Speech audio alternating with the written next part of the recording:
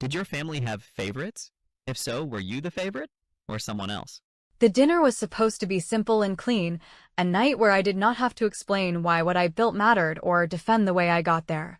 And I had even rehearsed polite lines for when my father inevitably reached for his favorite trick of turning my celebration into a prelude for my brother's spotlight, but I still was not ready for the moment he leaned back, chuckled like the punchline was already waiting in his pocket, and said, in that tone he reserves for pretending it is affectionate teasing, that it was such a shame my brother was not there because he, after all, was the real star. And before my mouth could decide whether to smile or bite, my colleague Hannah, who had come because she actually likes me and knows what this promotion cost, not in money, but in weekends and nerves and swallowing a lot of small humiliations, looked at my father the way a person looks at a fire alarm that finally went off, and said it was funny he would say that because my brother had lost his job that morning. And then time seemed to stutter for a beat as his fork slid from his fingers and hit the plate with that small, humiliating clatter you cannot laugh off. I felt heat rise, not the kind that wants to shout, but the kind that wants to stop explaining, because I have been the child who quietly pays for the extra thing, the child who gets told how we all have our roles, the child who is praised for being steady while the sun is worshipped for being exceptional. And hearing the word star again, at my table, in my moment, made something in me step out of the old script. And it felt like finally noticing the exit sign that has been lit the whole time. And I looked at Hannah, then at my mother, who had already started to do triage with her eyes, and at my father, who was pretending to laugh it off while calculating how quickly he could move the conversation away from the fact that his favorite brag had just been pulled like a rug. My mother asked if there was some misunderstanding and if maybe it was temporary and if perhaps we could not make dinner negative, and she reached for the old line about family pulling together, and I almost let it pass because muscle memory is strong. But I was so tired of being drafted into a war that only exists when he stumbles, so I took a careful breath and said that tonight was not about a stumble or a star, it was about a woman who had done something hard without being told she was difficult for wanting it, and I let the words hang there long enough to see him flinch, because nothing rattles a man like my father more than a daughter who stops softening the edge of the truth. Hannah, who is good at silence, kept her eyes on me and not on the wreckage, and I thought about every holiday where the conversation somehow became a retrospective on my brother's promise, about the time I brought home a certificate and was told it was nice that I finally found something to do, about the day I paid their overdue utility bill and was treated like a responsible administrative assistant to the family brand, and the stack of those moments leveled into a flat surface I could finally stand on, which is maybe why I did not shake when the server approached with the check, and my father reflexively reached for it with the flourish of a magnanimous king. I took the leather folder first, not to make a scene, but to draw a line, and I asked the server to split the bill so that I could cover Hannah and myself, and to please bring the remainder to the gentleman who had just informed the table that the real star could not join us, and I said it warmly, because warmth is how I prefer to hold a blade, and when my father tried to laugh it off again, I handed the server my card and said we would also like an extra tip added to our portion because the staff had been gracious, and then I slid the folder back, not to him, but to the edge of the table where it would sit in front of his plate like a mirror he could not close. My mother whispered that I was being unkind, and for a second the old guilt knocked, the one that says I should be the better person and make this easier because I can, but I am done subsidizing the performance, so I told her, still quiet, that kindness without boundaries is not kindness, it is a coupon someone else keeps cashing, and if tonight is about anything, it is about ending discounts that were never offered to me, and I watched her process the sentence the way people do when they realize a script has been retired and the teleprompter is blank. Hannah changed the subject to the project that earned me the promotion, not for praise, but to reclaim the table, and she asked me to tell the story the way I had told it to the team, with the ugly parts and the brave parts, and I did, in full sentences that did not apologize for existing, and somewhere in there I noticed my father had stopped preparing jokes and started listening like a man who had just realized the audience is no longer here for his opening act, and he could not decide whether to be offended or impressed, so he settled for sulking, which is a cheaper emotion and costs less pride at checkout. When we stood to leave, I thanked the server by name, and in the hallway outside, I opened my banking app and scrolled to the monthly transfer I have been sending my parents for years. The one they never mention except when they hint at how generous the family is with each other, and I canceled it with a confirmation that felt like a door locking from the inside.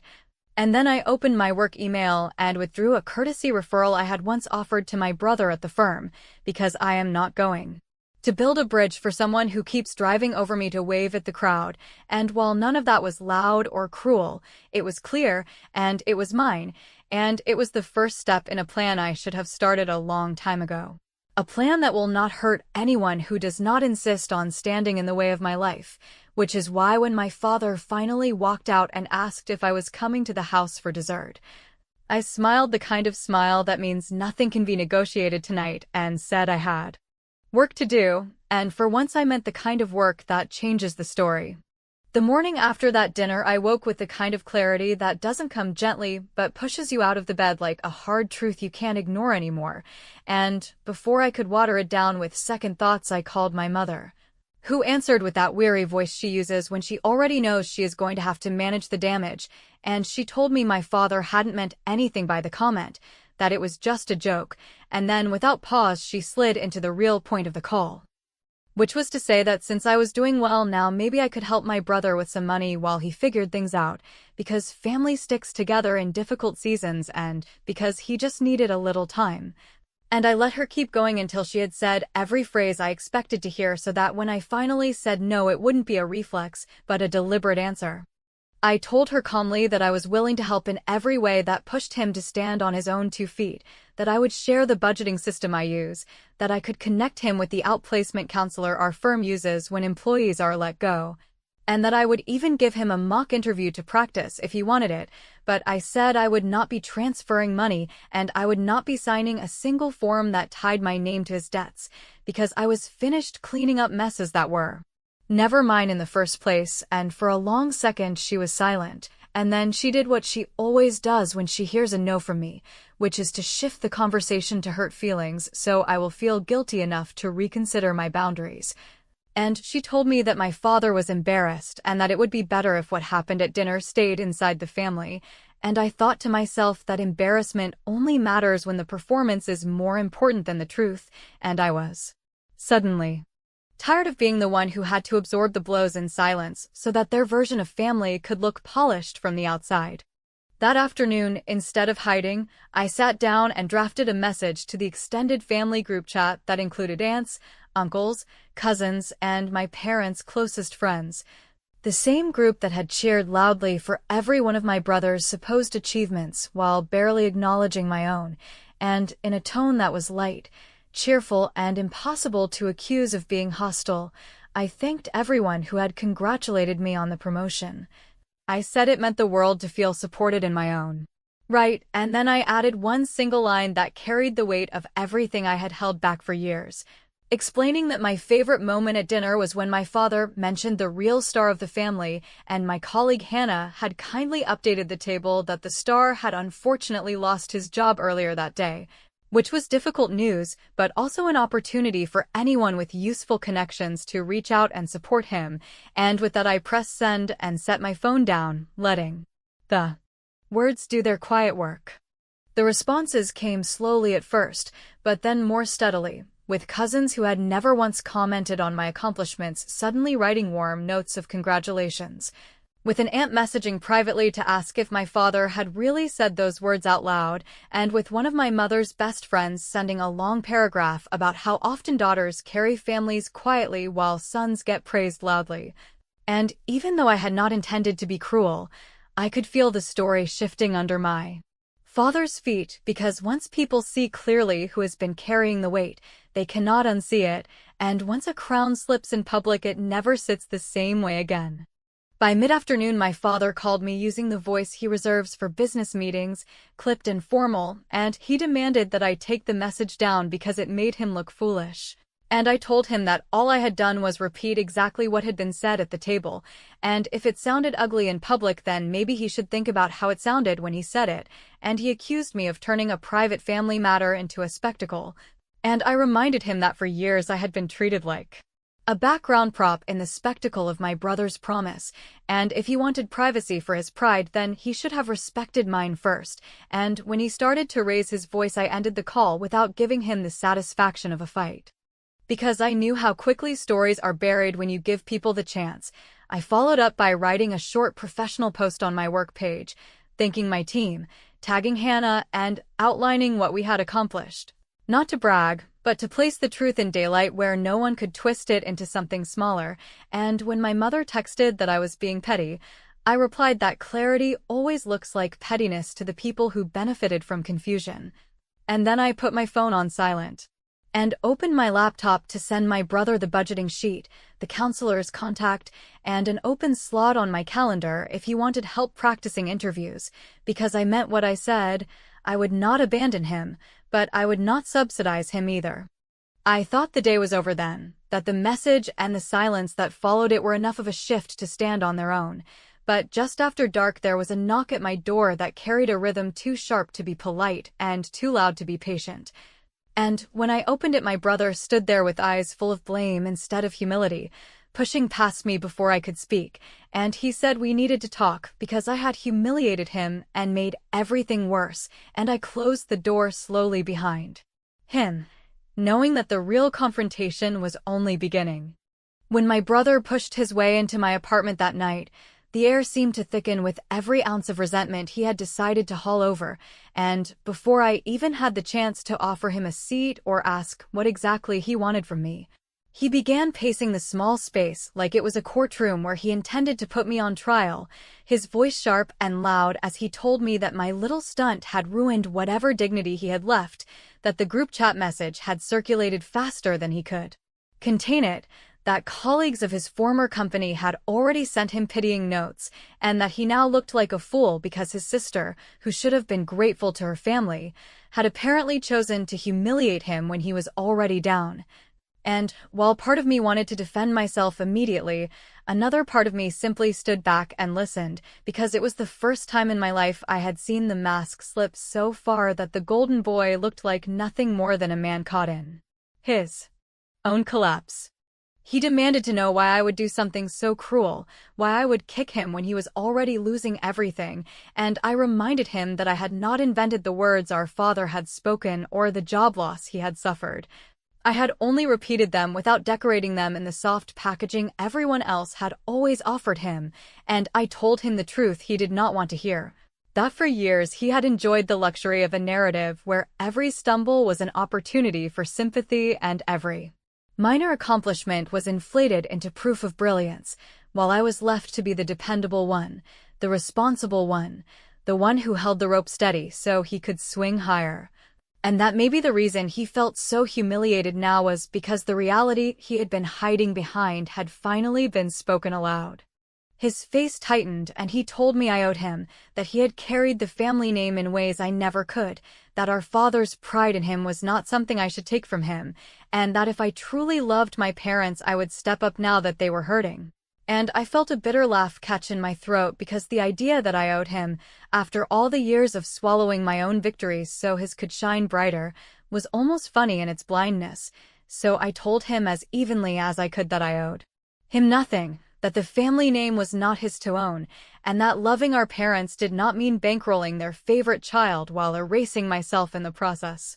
When I offered again to help him prepare for interviews, when I handed him the folder I had printed with resources and contacts, he shoved it back at me as though the paper itself burned, saying that he did not need my charity, that he wanted real help, which in his mind meant money and access and pulling strings on his behalf, and when I said no again, he began cataloging every instance where he thought he had supported me, which turned out to be little more than showing up at a graduation party and occasionally calling when our parents reminded him to, and he was so certain these scraps of attention added up to leverage that I almost pitied him, but pity is not a currency I am willing to spend anymore. So I told him I was finished keeping a tally where he always walked away with credit while I walked away with responsibility. The more he spoke, the clearer it became that he had never actually feared failure before, because someone had always been ready to clean it up, and now, facing the possibility of being measured by the same standards everyone else lived by, he was lashing out at the one person who had already carried more than her share. And I could see in his eyes that what angered him most was not the humiliation of losing his job, but the humiliation of having his sister finally step out of the role of quiet supporter, which had been his safety net for years, and without it he was free-falling. I told him plainly that if he wanted to rebuild, he had to do it without expecting me to kneel at the foundation with bricks in my hands, and I told him that while he was welcome to sit down and plan his next steps like an adult, he was not welcome to storm into my home as if entitlement could substitute for accountability, and when he realized I would not bend, he muttered that I had always been jealous, that this was all about me wanting to knock him off the pedestal, and that one day I would regret making an enemy out of my own brother. But his words landed with less weight than he wanted, because for the first time in my life I was not afraid of losing his approval. When he finally left, slamming the door with a performance that might have impressed our father if he had been there to applaud, I sat in the silence and let the sound of the lock clicking behind him sink in. And I realized that this was not just a confrontation about money or family politics. It was the beginning of something bigger, a shift where I would stop cushioning everyone else's landings. A shift where the pedestal would collapse not because I had kicked it, but because he could no longer balance on top of it without help, and as I picked up the folder he had thrown on the floor, I decided not to throw it away, but to keep it in plain sight on my desk, a reminder that I had offered him a real path and that he had refused it, and a reminder that the next time my parents tried to call me cruel, I would know the truth was the opposite.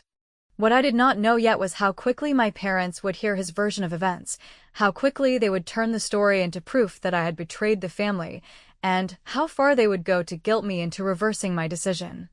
But as I sat there that night with the folder in my hand and the door closed firmly behind me, I felt a steadiness I had never felt before, the kind of steadiness that comes when you realize that sometimes the only way to win against people who have always underestimated you is to stop playing their game entirely, and I knew that the next move was mine. When the call from my parents came the following weekend, I already knew before answering that my brother had wasted no time painting himself as the victim. Because my mother's voice carried the mixture of disappointment and accusation she usually reserved for family secrets that had leaked into the wrong company, and she began not with a question, but with a statement, saying that she could not believe I would humiliate my brother at the exact moment he needed me most, that family meant sacrifice, and that my refusal to step in financially was a betrayal not only to him but to them as well, since they had always believed we would hold each other up. And I let her finish the rehearsed lines before I responded with the question that had been waiting in me for years, asking her to list one moment when my brother had sacrificed anything for me, one moment when he had held me up. And she stammered because she could not find an example, which left my father to grab the phone and take over. His voice stern and commanding as he told me I was cruel, ungrateful, and selfish for airing our dirty laundry in front of relatives and friends who had no business knowing, and that I owed my brother and my family a correction, a public apology, and a transfer of funds to fix the problem I had created. I listened until his lecture began to repeat itself and then told him calmly that I had already paid debts for this family that were never acknowledged, that I had co-signed small loans in my early 20s when they were struggling and never received repayment, that I had canceled vacations to cover emergencies while my brother was sent on trips to celebrate his so-called promise, and that it was dishonest for them to speak of sacrifice as though it had been evenly distributed, when in truth it had been me paying the bill and him receiving the praise, and I told them that from now on I was not going to hide those truths, that if they insisted on calling me cruel then I would let everyone see exactly what cruelty looked like in our family. Which was never my refusal to pay, but their refusal to recognize me. A week later I put that decision into motion when I invited not just my parents, but also aunts, uncles, cousins, and a few longtime family friends to a small gathering at my apartment, framing it as a casual celebration of the new promotion. And while my parents were clearly nervous about the mix of people who would be present, they came anyway, maybe assuming that once again I would make myself small to avoid embarrassing them, but what they did not expect was the folder I placed neatly on the coffee table, filled with documents, receipts, bank transfers, and even emails that showed, in black and white, the ways I had stepped in quietly to keep the household afloat while my brother's supposed brilliance was funded and celebrated. And when I began speaking, I did not raise my voice or show anger. I simply laid out the facts, step by step, explaining that the myth of the golden sun had been propped up not just by their words, but by my labor, and that while he had basked in their applause, I had been the one patching the cracks behind the curtain. The room grew silent as I talked, the kind of silence that does not come from boredom, but from recognition, from people realizing that what they had believed for years was not the truth. And I could see the discomfort spreading across my parents' faces as relatives who had always admired their stories began shifting in their seats, glancing at me with something that looked uncomfortably close to respect. And when I finished by saying that I would not be covering my brother's debts, that I would not be silenced by accusations of cruelty, and that from now on my boundaries were firm, the weight of the words lingered like a locked door no one could pretend wasn't there. My father tried to laugh it off, telling everyone that families always had disagreements and that I was simply blowing things out of proportion, but the attempt fell flat because the evidence sat in plain sight and the room had already absorbed it. And for once he had no punchline that could rescue him, no easy transition to his favorite stories about my brother's supposed achievements, because everyone present could now see the imbalance too clearly to applaud, and the absence of laughter did more to strip his authority than any sharp remark I could have made. When people began to leave, several pulled me aside quietly, offering words of support and even apologies for having believed the version of events my parents had always shared, and though I did not need their pity, their acknowledgement felt like a turning of the tide, proof that telling the truth was not cruelty but survival. And when my parents finally stood at the door, my mother whispered that she could not believe I would humiliate them like that. And I whispered back that the humiliation was not mine but theirs, and that perhaps it was time they sat with the truth instead of rewriting it, and then I closed the door before either of them could argue. That night I sat on the couch in the now quiet apartment, the folder still open on the table, and I realized that while the battle was far from over, something fundamental had shifted, because the old script where I apologized, smoothed things over, and made myself smaller so they could feel larger was finally gone, and in its place was a new script where my silence was no longer their protection but my weapon, where every boundary they tried to shame me out of became proof of my strength, and though I knew they would strike back, I also knew that the final move was already forming in my mind, one that would make it impossible for them to ever dismiss me again.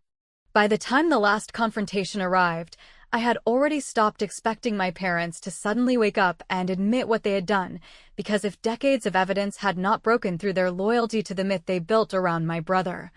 then nothing I could say in private would ever change the script they clung to. But what I realized in those weeks after the gathering was that I did not need their private acknowledgement. I only needed the truth to stand where everyone could see it.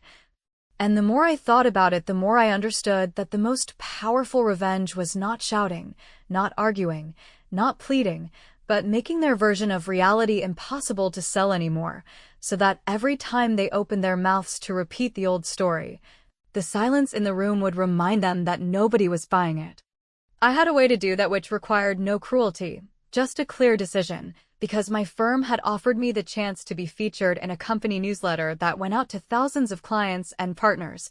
a spotlight piece that highlighted not only my promotion, but the years of work that led to it, and in the past I might have been modest, brushing it off to avoid seeming arrogant or to keep peace at home, but this time I agreed immediately.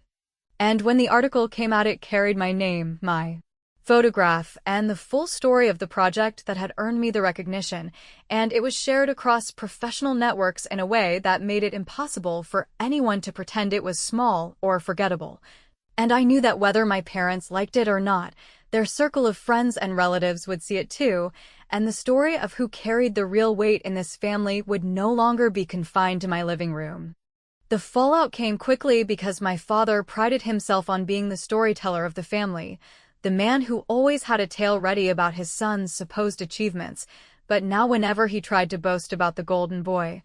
someone would ask him about me instead, about the article, about the promotion, about the way colleagues spoke of my leadership, and I could tell from the clipped tone of his phone calls that each question landed like a pebble in his shoe, small but relentless, and he hated that he could not redirect the attention without sounding petty, because the proof of my work was visible to everyone, not hidden or dependent on his approval.